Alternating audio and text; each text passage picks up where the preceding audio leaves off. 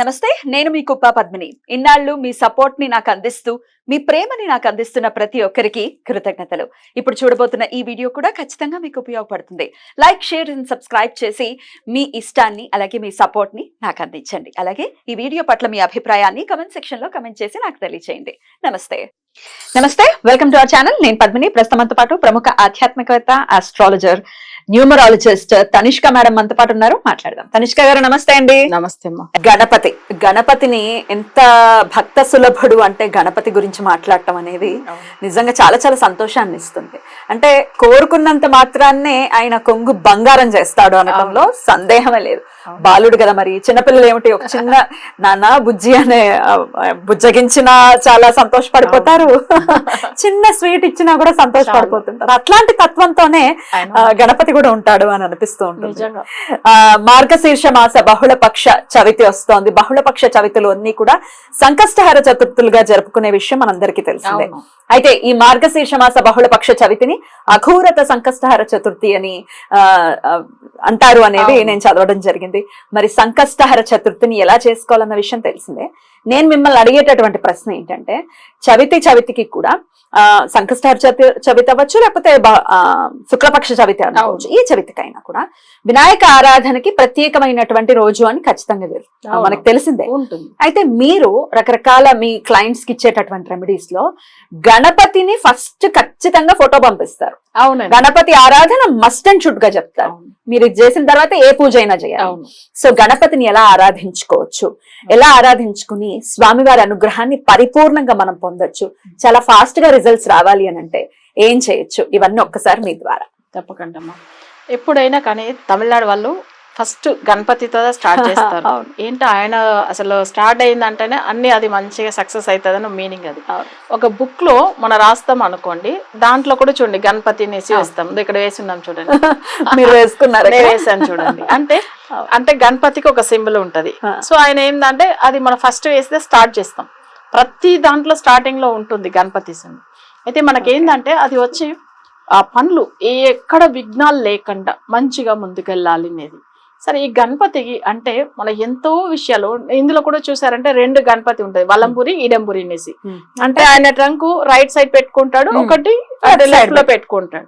ఏమిటి అంటే దీంట్లో ఏంటంటే వలంపురి వినాయకుడికి రోజు అభిషేకం ఉండాలి తప్పకుండా ఉంటది. అయ్యో, మన ఇంట్లో అయితే ఒకవేళ తొండం రైట్ సైడ్ ఉందంటే ఆయనకు అభిషేకం చేస్తే అలా పెట్టేయడానికి కుదరదు. అందుకని ఇంకొకటి ఏంటంటే మంచి ఫలితం ఇస్తాడు వలంపురి వినాయకుడు. అంటే వలం అంటే రైట్ సైడ్ వస్తుంది కదా, తొందరగా ఫలితం ఉంటుంది. సో ఇంకా ఏంటంటే కొన్ని టెంపుల్లో కూడా మీరు వెళ్ళి చూసారంటే లెఫ్ట్ లో ఉండేది ఉంటుంది, రైట్ లో ఉండేది ఉంటుంది. లెఫ్ట్ లో ఉంటే ఏంటండి అంటే అది కూడా ఏం లేదు, మనకు వచ్చి అన్ని దుష్ట శక్తులు తొలగించేవాడు.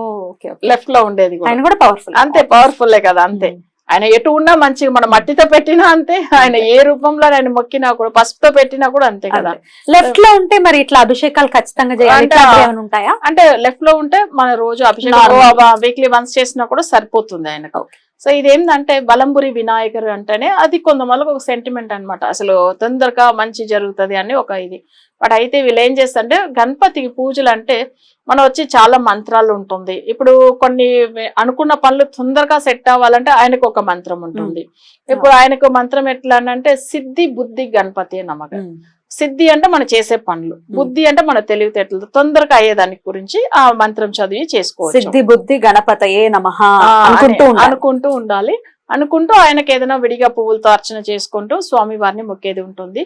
ఇంకా కొంతమంది కోరిక పెట్టుకుని మొక్కే వాళ్ళు ఉంటారు. కోరిక అనేటప్పుడు ఏంటంటే ఆయన కూడా ఏంటంటే అంటే ఒక దండలాగా వేయచ్చు. మనం ఎప్పుడైనా గరికతో దండ వేస్తాము. తర్వాత ఆయనకు సంబంధించిన పువ్వులు ఉంటాయి కదా, జిల్లేడి పువ్వులు అండి, జిల్లేడి పువ్వులు చాలా ఇష్టం, ఆయనకి ఇష్టం. దాంతో దండ వేసే వాళ్ళు ఉంటారు. కొంతమంది ఏంటంటే మేజర్ కోరిక, ఇప్పుడు వాళ్ళకి దుష్ట శక్తులు ఉంది, అసలు చాలా ఇదిగా అంటే వాళ్ళకు ఎక్కువ సంకటాలు ఉంది. సో వాళ్ళకి ఏమైతుందంటే ఇప్పుడు ఎవరన్నా చేతపడి చేశారు, ఇలాంటి దాంట్లోంచి బయట పడాలనే దానికి ఫస్ట్ మన గణపతి త్రూలో వెళ్తే మంచిది. ఎందుకంటే అప్పుడు ఆయన దారి చూపిస్తాడు. సో ఫస్ట్ మనకు ఆయన ఎలా మొక్కాలంటే ఒక తమలపాకు, దాంట్లో వక్క, సో అది పెట్టి దండలాగా తయారు చేసుకోవాలి. అట్లా 16 తమలపాకు వక్క రెండింటిని కలిపేసి కలిపి దండలాగా చేసుకోవాలి. దాన్ని ఇంకొకటి నెక్స్ట్ ఇంకో తమలపాకు ఇంకో ఇట్లా 16 చేసుకున్నప్పుడు ఏమైతుందంటే మనకు ఈ తమలపాకు వక్క అనేది మెయిన్ రీజన్ ఏంటంటే తమలపాకు వచ్చి మనకు పనులు తొందరగా అవుతుంది అనమాట. దానికి ఒక విషయం ఉంది, అది తమలపాకుతోనే చాలా వరకు పూజలు కూడా చేసే వాళ్ళు ఉంటారు. ఎందుకంటే తమలపాకు అంత ఫలితం ఉంటుంది, అంత అసలు చెప్పాలంటే. అందుకే 16 అది పెట్టేసుకుని దాంట్లో వక్క పెట్టి దండలాగా తయారు చేసి మనకొచ్చి ఈ కష్టాలు తొలగిపోవాలని, తొందరగా తొలగిపోవాలని చెప్పి ఆ దండ వేయడం ఇంకా మంచిగా ఫలితం ఉంటుంది. అది గణపతికి వేయాలి. సో గణపతికి వేసేసి ఏం చేయాలంటే స్వామి వారిని మనం ఇప్పుడు వచ్చి ఎట్లా అంటే ఈ అంటే మనకు సంగడాలు ఉంటుంది కదా, కష్టాలు. సో ఆ కష్టాలు తొలగిపోవాలి అని చెప్పి మనం మొక్కుకోవాలి. ఇప్పుడు మన ఓం సిద్ధి బుద్ధి గణపతి నమః అంటే మనకు తొందరగా పనులు జరగాలని. సో స్వామి వారికి గాయత్రి మంత్రం ఉంటుంది. అది కాకుండా ఏంటంటే స్వామి వారిని మనకు వచ్చి కొన్ని పువ్వులతో అర్చన చేయవచ్చు. అంటే ఆయనకు ఇష్టమైన పువ్వులు అంటే మనకు తెలుసు, అసలు అంటే జల్లెడి పువ్వులు అవంతా కూడా అర్చన చేయవచ్చు. అర్చన చేసేసి స్వామి వారికి ఇష్టమైన ప్రసాదం సో అవి చేసి పెట్టి స్వామి వారిని ఆ రోజు చవితి తిథి రోజు అసలు తప్పకుండా మొక్కుంటే సాయంత్రం పూట చేయమంటారు, సాయంత్రం చేసుకోవచ్చు. ఎందుకంటే స్వామివారి విగ్రహం ఇంట్లో ఉంటది, లేదు ఫోటో ఉంటది వాళ్ళ ఇంట్లో, అసలు లేదు ఒకవేళ వాళ్ళు పసుపుతో చేసి కూడా పెట్టి మొక్కోవచ్చాము. సో వాళ్ళకి ఎట్లా గణపతిని మొక్కాలనిపిస్తుందో అలా పెట్టేసుకోవచ్చు, మట్టితో కూడా చేసి పెట్టుకోవచ్చు. అంతే. సో అయితే ఈ దండ ఏదైతే ఉందో తమలపాకుల దండ, దాన్ని ఏం చేయమంటారు తర్వాత? ఇవి వేసిన తర్వాత మన ఏంటంటే మన కోరిక నెరవేరేంత వరకు మన ఇంట్లో పెట్టి పెడతాం. దాన్ని తీయకూడదా? అంటే స్వామి వారిది ఆయనకు దండలాగా వేసింది తీసి పక్కకు పెట్టి పెడతాం. పక్కకు పెట్టిన తర్వాత మన కోరిక ఏదైతే మంచిగా మనం స్వామి వారిని మొక్కున్నామో తర్వాత ఇదంతా మంచిగా అయిన తర్వాత స్వామివారి తీర్థాలు ఉంటుంది కదా, అంటే దేవుడి దగ్గర మన ఇక్కడ అక్కడ తీర్థాలు ఉంటాయి. తిరుపతి దగ్గర కాణిపాకం. సో స్వామివారి అలాంటి క్షేత్రాలకు వెళ్ళి ఇప్పుడు వాళ్ళ కోరిక అయింది, సో మంచిగా అయింది, తీసుకెళ్లి అప్పుడు అక్కడ తీర్థంలో తీసుకెళ్లి వదిలేవాలి. ఆ దండని వదిలేవాలి. ఇప్పుడు కోరిక నెరవేరేంత వరకు మన దగ్గర అది నల్లగా అయిపోతాయి, పర్వాలేదు, అదేం కాదు. మన కోరిక నెరవేరింది, ఆయనకు అసలు వెళ్ళి చెప్పాలి కదా, మన ఆ దండని పట్టుకెళ్తాం, అప్పుడు మనకి గుర్తు చేస్తా ఉంటాడు. సో మనం మొక్కాము కానీ ఆయనని మనం మళ్ళీ తెలుసుకోవాలంటే మామూలుగా పాడేస్తే గుర్తుండొచ్చు, అందుకని ఆ తీర్థంలో వేయాలి. సో అది మంచిది అన్నమాట. ఇంకొకటి మన చేతిలో ఎప్పుడైనా కంగన కట్టుకుంటాం కదా పూజ చేస్తున్నప్పుడు, ఇది ఎందుకు కడతామంటే మనం ఎప్పుడైనా కానీ మనకు వచ్చి కనిపిస్తా ఉంటాయి. మనం ఏంది అసలు ఉపవాసం ఉండాలంటే ఉపవాసం ఉండాలి, అంత బ్రహ్మచర్యం పాటించాలంటే ఉండాలి, అవన్నీ మనం గుర్తు చేసేదానికి కంగనం కట్టేది. సో మన పూజలో ఉన్నాం కదా అనేసి కంగనం ఎందుకు మనకు కడతాం, మనకు గుర్తు చేస్తాడు దేవుడు. సో ప్రతి విషయం మనం ఫాలో అవ్వడానికి ఒకటి ఉంటుందండి. ఇప్పుడు అలానే ఆ దండ కూడా, దండ అక్కడ పెట్టామంటే మనం మొక్కున్నాము, మనకు పనులు మంచిగా అయింది, స్వామి వారికి తెలిపివాలి కదా, అంతే. సో అప్పుడు తీసుకెళ్లి వేయాలి అక్కడ, అంతే, వేరేం లేదు. ఇలా చేసుకోవచ్చు. గణపతికి యాక్చువల్ గా ఏంటంటే మనం ఆయనకు సంబంధించింది మనం వచ్చి ఇప్పుడు ఏదైనా టెంపుల్ వెళ్తాము, ఆయనకు వస్త్రం తీసుకెళ్లి ఇవ్వచ్చు, సమర్పించవచ్చు, నాకు మంచిగా అయింది కదా స్వామిని అంటే మనం అవి కనుక్కోవాలి. ఆ టెంపుల్ లో ఉన్న స్వామి వారి విగ్రహం ఎంత వరకు ఉంటుందని చూసుకొని, కొంతమంది పిల్లలు లేని వాళ్ళకు కూడా ఏంటంటే ఆ చతుర్థి రోజు మొక్కుంటే అసలు పిల్లలకు ఎంత వెయిట్ ఉన్నారో అంత వెయిట్ కు బెల్లం కూడా తీసుకెళ్లి ఉండేలా వేస్తారు.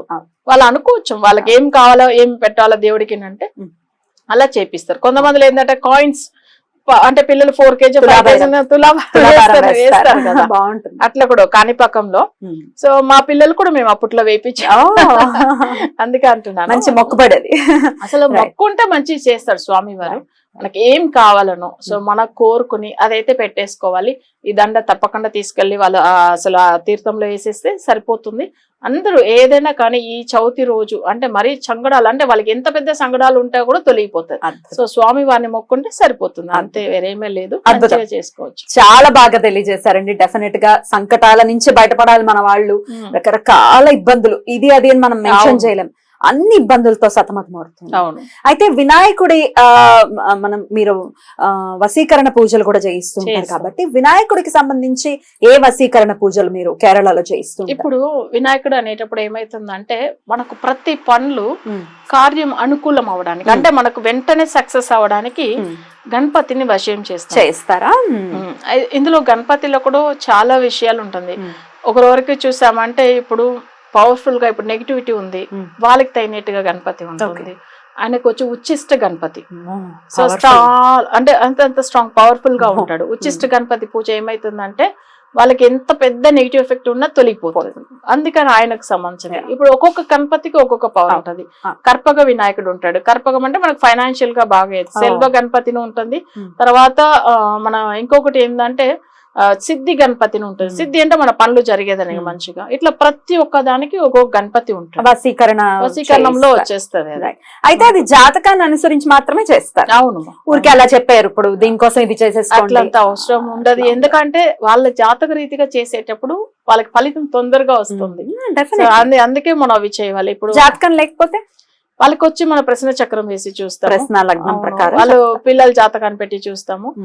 లేకపోతే వాళ్ళు కొంతమంది ఏంటంటే తమలపాకు తీసుకొచ్చి పెట్టుకుని ఆ తమలపాకంలో చూసి మనం, ఎందుకంటే అది ఎన్ని తీసుకొచ్చారు, సో అది ఏం ఆ ఆకులో మనకు తెలుస్తుంది. లాభస్థానం ఏంది, ధనస్థానం మనకు అన్ని కనిపిస్తుంది. సో దాన్ని ఒక ఫొటోస్ తీసి పెట్టమంటాము. దాని తర్వాత వాళ్ళకి ఏం సమస్యలు ఉందని చెప్పొచ్చు. రకరకాల విధానాలు అన్ని. ఇప్పుడు మనకు జ్యోతిష్యం వచ్చు, సంఖ్యాశాస్త్రం వచ్చు, రత్న శాస్త్రం వచ్చు, తమలపాకుల జ్యోతిష్యము. సో ఇట్లా మన ఎన్నో రకాలు చెప్పవచ్చు. ఫార్మెట్ న్యూమరాలజీ కూడా ఒకటి ఉంటుంది.